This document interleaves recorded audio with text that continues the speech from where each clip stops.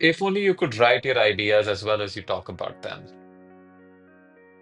The way to achieve greatness is to focus on your weakness. The world around us seems to be obsessed around our weaknesses. Whether it's our parents who will be quick to point out the subject we didn't do well in our report card, or our manager who will be quick to tell us about everything we didn't do well this year and we need to work on, rather than focus on what we did well. It's almost as if our strengths, our talents are taken for granted. And I used to be guilty of this too. Until I read the book The Barefoot Coach by Paddy Upton. Paddy was the mental conditioning coach for the Indian team that won the Cricket World Cup in 2011, for the Indian hockey team that won the bronze medal at the Paris Olympics, and was credited a great deal by the world chess champion Gukesh. And in this video, I'm here to talk about an idea that I learned from him. Paddy, in chapter 5 of his book, speaks about the importance of focusing on one's strengths. He says that smart work done around your strengths puts you on the path of excellence. He gives the example of Sachin Tendulkar, how Sachin was a naturally gifted batsman who worked hard with his coach on his areas of weakness in his batting to become one of the best batsmen in the world. So, what do you do about your weaknesses then? Do they not matter? Your weaknesses do matter, but not as much as your strengths. Here are some of the strategies given by Paddy to work on your weaknesses. Strategy number 1: avoid your weaknesses when you can. Virender Sehwag in 2008, right before the series of South Africa, was playing very well when he was playing to his strengths, his front foot, but was getting out every time he tried to play the bouncer. Paddy Upton and Gary Kirsten, the coach of India at that time, got Sehwag in the nets to start ducking the bouncer.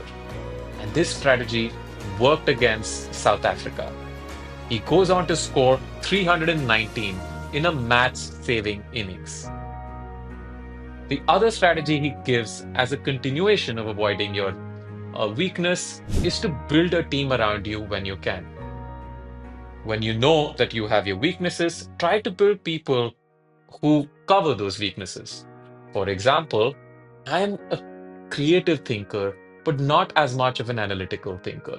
So I've built a team around me that does the analytical thinking for me. Similarly, when I started this channel, I realized early on that how much ever I may try to work on editing, I'm never going to be good enough for this channel. So I hired an editor who could work with me on my videos. If you find yourself in a situation where you can't avoid your weaknesses, the second strategy Paddy gives is to just be good enough in them. He introduced the concept of learned skill. So, for example, if you're a poor fielder, you work hard enough on your fielding to have the ability to take basic regulation catches and throw the ball back to the keeper in one bounce. That's enough to not make you a liability to the team. I applied this concept in junior college when I found myself having to do math again in spite of having dropped it earlier. I was performing poorly as expected. I got 4 on 25 and 6 out of 50. I worked hard on my maths to be good enough in it to get 81 in my board exams. But I worked harder on the subjects I was good at to ensure I overall secured a decent percentage and got admission into the college of my choice. So by focusing on your strengths, avoiding your weakness when you can, and applying the concept of learned skill when you have to, you can easily put yourself on the path of excellence. So what would you like to be? An excellent deadly fast bowler like Jasprit Bumrah, or be one of those players that the commentators refer to as a bits and pieces player? Do share your thoughts in the comment box below. And if you like this video, then do consider subscribing to my channel. Thank you for watching.